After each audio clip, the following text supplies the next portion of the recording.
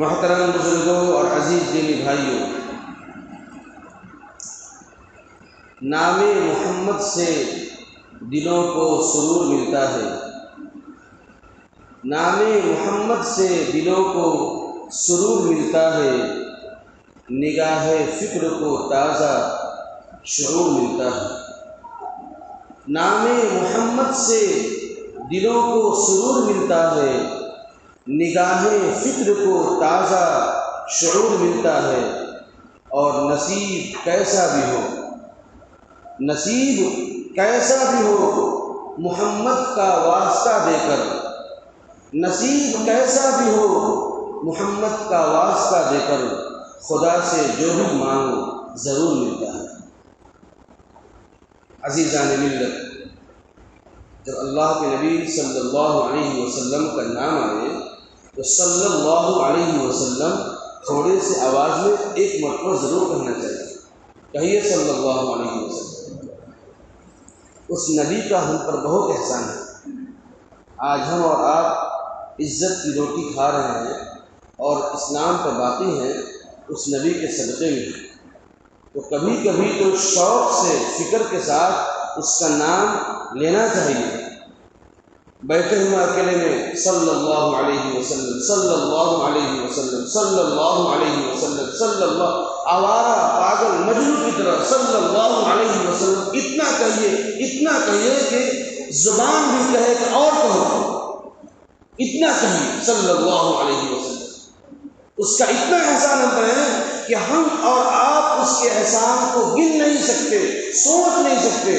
سمندر کے پانی کو روشنائی بنا دے اور پوری دنیا کے درختوں کو قلم بنا دے، اور نبی اکرم صلی اللہ علیہ وسلم کے احسانات کو گنانا شروع کر دے تو سمندر کی پانی جو روشنائی بنی وہ سوکھ جائے گی، اتنا اس کا احسان۔ نبی کا خوب نام لیجیے، گھروں کے اندر، بازاروں کے اندر، مارکیٹ کے اندر، تنہائی میں، مجمع میں، جگہ جگہ نام لیجیے، صلی اللہ علیہ وسلم، صلی اللہ علیہ وسلم۔ یا رب صلی وسلم دائما ابدا۔ محترم بزرگوں اور دوستوں، آج میری گفتگو کا موضوع علم کی اہمیت ہے۔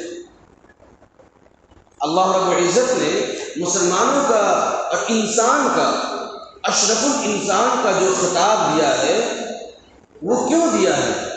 اس کے جسم کو دیکھتے ہوئے نہیں دیا۔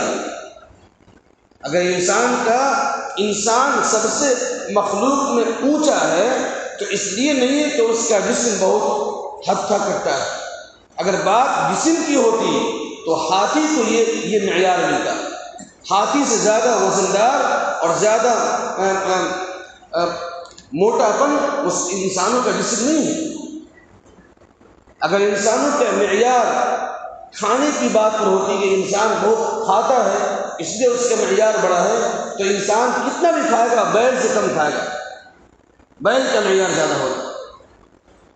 اگر انسانوں کا معیار جو ہے کسی اور چیز میں ہوتا تو اللہ پاک دیگر مخلوقوں کو وہ چیز عطا کیا ہوا، لیکن انسانوں کا معیار دیگر مخلوقوں میں اگر اشرف بنا ہے، اعلیٰ بنا ہے، ارفع بنا ہے کہ انسان سب سے عمدہ ہے، سب سے افضل ہے، سب سے اعلیٰ ہے، تو اس کی واحد وجہ اور دلیل یہ ہے کہ اللہ پاک نے انسان کو علم کی دولت سے نوازا۔ علم، ایجوکیشن نے انسان کا رتبہ بڑھا دیا، یہاں تک کہ فرشتوں سے اعلیٰ انسان اس لیے بنا کہ علم کی بنیاد بنی۔ وعلم آدم الاسماء كلها ثم عرضهم على الملائكة فقال انبئوني باسماء هؤلاء ان كنتم صادقين۔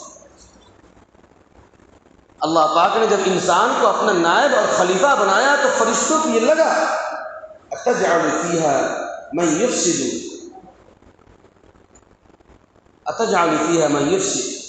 اے اللہ، کیا آپ ان کو مخلوق زمین کا خلیفہ بنا رہے ہیں جو جائیں گے خون فساد کریں گے، لڑائی جھگڑے کریں گے؟ اللہ پاک نے فرمایا کہ جتنی چیزوں کو یہ جانتے ہیں تم نہیں جانتے۔ وعلم آدم الاسماء، کہ آدم تمام چیزوں کے جانتے ہیں، فرشتے کیا جانتے ہیں بھوک کیا ہوتی ہے؟ فرشتے کیا جانتے ہیں کہ نیند کیا ہوتی ہے؟ جو بھوک کو نہ جانے وہ بھوکوں کا بھوک کیسے مٹائے گا؟ جو نیند نہ جانے وہ آپ کے سروں پر چھت کا انتظام کیسے کرے گا؟ اللہ پاک نے بتایا کہ انسان بھوک بھی جانتا ہے، انسان نیند بھی جانتا ہے، انسان درد بھی جانتا ہے، انسان تکلیف بھی جانتا ہے، تب جا کر کے زمین کے اوپر میرے مخلوق کا پورے نظام بھی چلائیں گے۔ تو یہ بنیاد جو انسان کے اشرف ہونے کی ہوئی وہ علم کی بنیاد ہے، علم کی بنیاد ہے۔ چنانچہ نبی اکرم صلی اللہ علیہ وسلم نے نبوت کے بعد سب سے پہلے جو آپ نے کام کیا، آپ نے صفہ چبوترا پہ علم دین کی فضا کو قائم کیا۔ سب سے پہلے کہ آپ وہاں پہ صحابہ کرام آتے تھے، آپ وہاں پہ ان کو علم سکھاتے تھے، علم سکھاتے تھے۔ اس کے بعد آپ نے دار ارقم کی بنیاد رکھی، اس میں 70 صحابہ تھے جن کے لیے آپ پیسوں کا انتظام کرتے، کھانے کا انتظام کرتے، جن کے لیے آپ پورے وسائل کا انتظام کرتے اور ان کو علم سکھاتے، کیونکہ انسان اشرف تبھی ہے جب اس کے پاس علم ہے، جب اس کے پاس علم ہے۔ اللہ کے نبی صلی اللہ علیہ وسلم نے ایک ایسی قوم میں جنم لیا کہ جو جاہل تھی، پورا معاشرہ جاہل تھا، لیکن وہ دین آیا تو مدینے والے پوری دنیا پر حکومت کیے اپنے علم کی بنیاد پر۔ میرے نبی نے یہ فکر کیا کہ وہ ایجوکیشن حاصل کرے، وہ تعلیم حاصل کرے، اور انہوں نے اس فکر کو مضبوطی سے لیا اور علم کو حاصل کیا کہ پوری دنیا کے اندر مدینہ میں بیٹھے بیٹھے صحابہ نے حکومت کی، پوری دنیا کے اندر۔ اسی لیے میرے نبی نے فرمایا اللہم انی اسألک علما نافعا، اے اللہ میں آپ سے علم نافع کا سوال کرتا ہوں، ایسا علم جو نفع دینے والا علم ہو۔ اب نفع دینے والا علم جو بھی ہو اس کو حاصل کرنا ہے۔ یہاں تک کہ میرے نبی نے فرمایا کہ علم کا حاصل کرنا ہر مسلمان پر فرض ہے، علم کا حاصل کرنا ہر مسلمان پر فرض ہے۔ اب علم جس وقت جس علم کی ضرورت ہو اس وقت اس علم کا حاصل کرنا ضروری ہے۔ علم نافع ہونا چاہیے، علم نافع، ایسا علم جو نفع دینے والا علم ہے۔ قرآن کا علم، حدیث کا علم، ڈاکٹری کا علم، انجینئرنگ کا علم، ماسٹری کا علم، میتھ کا علم، سائنس کا علم، یہ پورا علم نفع دینے والا ہے۔ اگر ایک شخص ڈاکٹری کا علم حاصل کرتا ہے اور اس کی یہ نیت ہو کہ سماج میں خدمت کروں گا، یہ نفع دینے والا علم ہے۔ ایک شخص اگر انجینئر بنتا ہے، electronic engineer, mechanical engineer, civil engineer, اور اس کو یہ اپنی ڈیزائننگ کے ذریعے، اپنی لکھاوٹ کے ذریعے زمین کی مضبوطی پہ شاندار نقشہ بناتا ہے، چھپا بناتا ہے، لوگوں کے بلب صحیح کرتا ہے، یہ نفع دینے والا علم ہے۔ چنانچہ اللہ کے نبی صلی اللہ علیہ وسلم نے اس زمانے میں قرآن کی علم کی ضرورت تھی، حدیث کے علم کی ضرورت تھی، لیکن ایک وقت آیا کہ دوسری جو عبرانی زبانیں تھیں اس کو حاصل کرنے کی ضرورت پڑی۔ چنانچہ اللہ کے نبی صلی اللہ علیہ وسلم نے حضرت زید کو اس کے لیے اور دیگر صحابہ کو متعین کیا اور کہا کہ تم لوگ جاؤ فلاں زبان حاصل کرو، کیونکہ تمہیں اپنا پیغام وہاں پہنچانا ہے۔ لہٰذا اس سے پتہ چلا کہ جس وقت میں جس زبان کی ضرورت ہو اس زبان کا علم حاصل کرنا ضروری ہے۔ آج ضرورت ہے اردو کی، آج ضرورت ہے ہندی کی، آج ضرورت ہے انگلش کی، آج ضرورت ہے مختلف زبانوں کی جاننے کی، اس کا جاننا ضروری ہے۔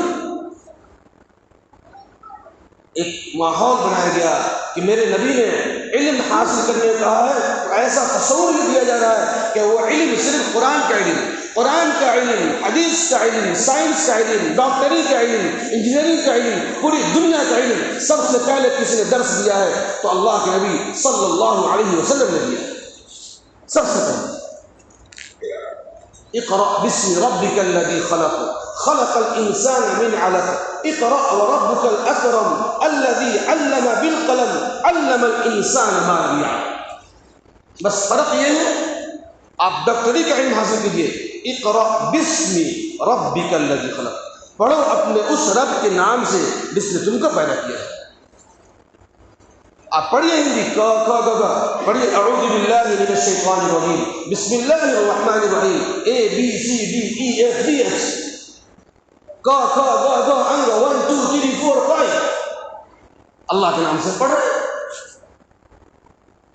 ہم قرآن پڑھیں گے اللہ کے نام سے, ہم حدیث پڑھیں گے اللہ کے نام سے, ہم دنیا کے ہر کام کریں گے اللہ کے نام سے, یہاں تک ہم ٹوائلٹ میں جاتے ہیں تو اللہ کے نام جاتے ہیں. بسم اللہ اللہم انی اعوذ بک من الخبث والخبائث بسم اللہ وعلی برکت اللہ بسم اللہ اللہم بسمک اموت واحیا. جو بھی کام شروع کیا جاتا ہے اللہ کے نام شروع کرتا ہے, وہ برکت والا ہو جائے گا, وہ خیر والا ہو جائے گا, وہ فضل والا ہو جائے گا, وہ رحم والا ہو جائے گا. تو سب سے زیادہ علم کی ترغیب اگر کسی نے دی ہے تو اللہ کے نبی صلی اللہ علیہ وسلم نے دی. علم کا حاصل کرنا ضروری ہے, خواہ وہ انسان امیر ہو یا غریب ہو, عقل مند ہو یا جاہل ہو, بیوقوف ہو, شہر میں رہنے والا ہو یا دیہات میں رہنے والا ہو, جھوپڑی میں رہنے والا ہو یا محل میں رہنے والا ہو, سب کو علم حاصل کرنا ضروری ہے. جو قوم علم حاصل نہیں کرتی ہے, جو قوم ایجوکیشن حاصل نہیں کرتی ہے, وہ قوم دنیا میں غلام بن کر جیتی ہے, غلام بن کر جیتی ہے. لیکن بہت افسوس کے ساتھ یہ بات کہنی پڑ رہی ہے کہ آج کے اس دور میں جس مسلمانوں نے ڈاکٹری کو پوری دنیا میں رواج دیا تھا, جس مسلمانوں نے وکالت کی پوری دنیا میں رواج دیا تھا, جن مسلمانوں نے انجینئرنگ کی پوری دنیا میں رواج دیا تھا, جن مسلمانوں نے تجارت کی پوری دنیا میں رواج دیا تھا, آج مسلمان ہر لائن سے بھاگا پھر رہا ہے. کچھ نہیں, صرف چند پیسوں کے لیے اپنے بچوں کی پوری زندگی کھا لے رہے ہیں, چند پیسوں کے لیے. ایک تازہ سروے کے مطابق ہم نے اس کو اسٹڈی کیا ہے, مسلمانوں کا 69% لوگ ایسے ہیں جو میٹرک کے بعد نہیں پڑھتے ہیں. 69% مسلمانوں کے لوگ ایسے ہیں جو میٹرک کے بعد پڑھائی نہیں کرتے ہیں. 31% میٹرک کے بعد پڑھتے ہیں لیکن ان کا کوئی گول نہیں ہے, ان کا کوئی مقصد نہیں ہے, بس پڑھ رہے ہیں, جب جی مایا چھوڑ دیتے ہیں. یہاں تک کہ پورا پرسنٹیج جو نکالا گیا ہے 3% مسلمانوں کے لوگ ایسے ہیں جو سول سروسز کی کوشش کرتے ہیں. 3% مسلمانوں کے لوگ ایسے ہیں جو سول سروسز کی کوشش کرتے ہیں. آگے اس رپورٹ میں یہ بات لکھی ہے کہ ہندوستان کے اندر ایک قوم ہے دلت, اس قوم کو کوے اور چیل جیسی اہمیت نہیں تھی اس ملک کے اندر. اس قوم کو بھگایا جاتا تھا, اس قوم کو دیکھ کر کے لوگ بھنکتے تھے, لیکن آج جب ان کا شعور جاگا, آج جب ان کی عقل جاگی, آج جب وہ ہوش مند ہوئے, تو آج وہ اپنے سروں پہ جھوپڑی رکھتے ہیں, اپنے پیٹ پر بھوکا رہنا پسند کرتے ہیں, لیکن اپنے بچوں کو آج وہ اتنا پڑھا رہے ہیں کہ آج دلت نہیں رہے, آج وہ اپنا بھی مقام حاصل کر لیے اس ملک میں. لیکن مسلمان, اس رپورٹ کے اندر یہ بات لکھی ہوئی ہے کہ مسلمان آج بھی, چھوڑیے مسلمان کی بات, ہم جتنے لوگ یہاں پر بیٹھے ہوئے ہیں یہ اپنے میں گردانی ہے. پہلے چند بات سنیے. نبی اکرم صلی اللہ علیہ وسلم نے بدر کے موقع سے کچھ قیدی آپ کی گرفت میں آئے, تو آپ نے ان سے پیسہ دنڈ نہیں لیا, فدیہ دنڈ نہیں لیا, سب قیدیوں کو بلایا اور کہا کہ سنو, تم کو جتنا علم آتا ہے سب 10 صحابہ کو لے کر کے ان کو علم سکھاؤ. جس کو لکھنے کا علم آتا ہو لکھنے کے سکھاؤ, جس کو پڑھنے کا آتا ہو پڑھنے کے سکھاؤ. یہی تمہارا فدیہ ہے, یہ تم کر دو, تم کو چھٹکارا ہو جائے گا. کتنی بڑی بات ہے, کہتے ہو کہ تم سکھاؤ, یہی تمہارا یہ ہے. چنانچہ میرے نبی صلی اللہ علیہ وسلم نے ایک موقع سے ارشاد فرمایا کہ سربران خاندان, لفظ دیکھیے, سربران خاندان اگر اپنی بیوی اور بچے کی تعلیم کی فکر نہ کریں گے تو کل میدان محشر میں ان کی پوچھ ہوگی.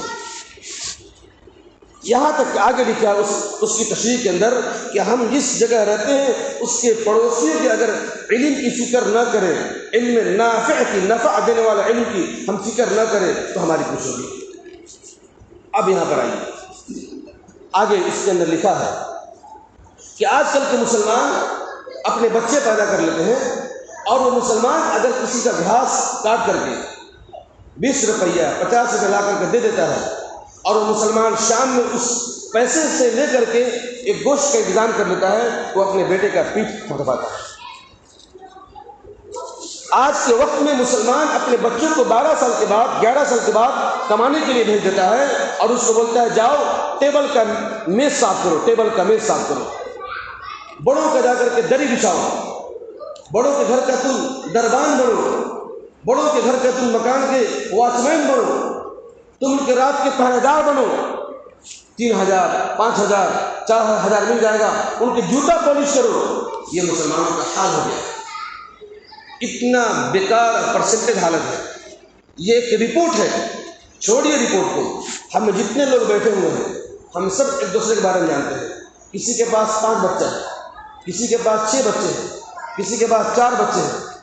ہم خود دیکھ رہے ہیں کہ ہم ہی میں سے کوئی لوگ ایسے نہیں حافظ میں جو اپنے بچوں کے ہاتھ میں قلم نہیں دیتے ہیں۔ ایک کیا بنا ہے کھانا میں؟ مرغا بنا ہے، گوشت بنا ہے، انڈا بنا ہے۔ بچے کیسے ہیں؟ کسی کا ناک دوڑ رہا ہے، کسی کا بدن میلا ہے، کسی کا پیر میلا ہے، کسی کے بدن پہ کپڑے نہیں ہیں، کسی کے ہاتھ میں پین نہیں ہے، کسی کے ہاتھ میں کاپی نہیں ہے، کسی کے گھر میں پڑھائی کی گفتگو نہیں ہے، اور کھا کیا رہے ہیں؟ کھا لیے بھائی میں خوش ہیں۔ اور کل کیا ہوگا؟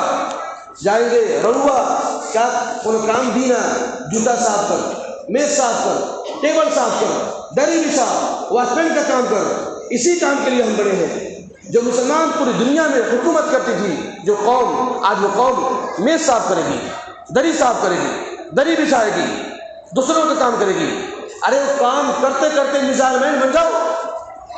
ہم دری بھی صاف کریں گے لیکن اپنی پڑھائی کرتے رہیں گے، ہم میز صاف کریں گے لیکن ہمارا ایم ہے کچھ بننا، لیکن یہاں ایم ہے تم کچھ بھی ہو، ہم کو رات میں اتنا پیسہ دے دو کہ ہم کھانے کا انتظام کر لیں۔ یہ کوئی مقصد ہے؟ یہ کوئی زندگی ہے؟ ایسا فکر سوار ہو گیا ہے، ہر آدمی 12,000 15,000 روپے کما رہا ہے، لیکن کوئی بھی اپنا لسٹ نہیں بنا رہا ہے کہ میرے بچے 4 بچے ہیں، ان کے ہم پڑھائی کا انتظام کریں، ان کے ہاتھ میں قلم دیں، ان کے ہاتھ میں ہم بیگ دیں، ان کے ہاتھ میں ہم کاپی دیں، ان کو ہم لکھنے کی طاقت دیں، ان کو ہم لکھنے کی صلاحیت دیں۔ اگر وہ ہمارے بچہ پڑھنے قابل نہ ہو، ہم اپنے قوم کے بڑے بڑے لوگوں سے ملیں، اور قوم کے بڑے بڑے لوگوں کی ذمہ داری بنتی ہے کہ اگر کوئی بچہ ہمارا قوم کا پڑھنے کی خواہش رکھتا ہو، پڑھنے کی خوشی ہو، اس سے مل کر کے اس کو آگے بڑھے، لیکن اس کی فکر نہیں ہے۔ یہ میں نہیں بول رہا ہوں، یہ رپورٹ بول رہا ہے، یہ ہندوستان کی صورتحال ہے۔ آگے اس میں لکھتے ہیں کہ مسلمانوں کی صورتحال ایسی ہو گئی ہے کہ مسلمان اپنے یہاں کے تقریبوں میں، عقیقوں میں، شادی میں، بیاہ میں، یہاں تک کہ ختنہ کے اندر 5,000 روپے خرچ کر دے گا۔ ختنہ کے اندر بیٹی کی بدائی میں، بہن کی بدائی میں، اپنی بدائی میں، ان کی بدائی میں، ان کی لنگی، ان کے کپڑا، ان کا موزہ، ان کی ٹوپی، سب کچھ کر دے گا، لیکن بیٹے کو قلم خرید کرنے دے گا، کاپی خرید کرنے دے گا، اس کے لیے پڑھائی کا انتظام نہیں کرے گا، اس کے لیے ٹیبل نہیں خریدے گا، اس کے لیے میز خرید کر کے پڑھنے کی نہیں دے گا، اسلیٹ نہیں خریدے گا۔ تب وہ مسلمان قوم جاہل میں بنے گی تو کیا بنے گا؟ پھر وہ دوسرے کام نہیں کریں گے تو کیا کریں گے؟ اس لیے میرے نبی صلی اللہ علیہ وسلم نے فرمایا کہ علم کا حاصل کرنا ہر مسلمان پر فرض ہے۔ جب علم ہوگا حکومت کرو گے، جب جاہل رہیں گے تو غلام بنو گے۔ لہذا یہ ذمہ داری بنتی ہے ہماری اور آپ کی کہ ہم اپنے بچے جب جنم دیے ہیں تو ان کو ہم کلچر بنائیں، مہذب بنائیں، ان کو تعلیم سے سنواریں، تعلیم سے آراستہ کریں۔ اللہ نے فرمایا ہے کیا علم والے اور غیر علم والے برابر ہو سکتے ہیں؟ نہیں، کبھی نہیں ہو سکتے برابر۔ علم والے ہمیشہ بادشاہ بنیں گے، غیر علم والے ہمیشہ غلام بنیں گے۔ اللہ سے دعا ہے کہ اللہ پاک ہمیں کہنے سے زیادہ عمل کرنے کی توفیق نصیب فرمائے، اور اپنے بچوں کو پڑھانے کی فکر کرنے کی توفیق نصیب فرمائے۔ دنیا کی ہر پڑھائی جائز طریقے سے، اللہ ہمیں عمل کرنے کی توفیق نصیب فرمائے۔ آمین وآخر دعوانا ان الحمد للہ رب العالمین.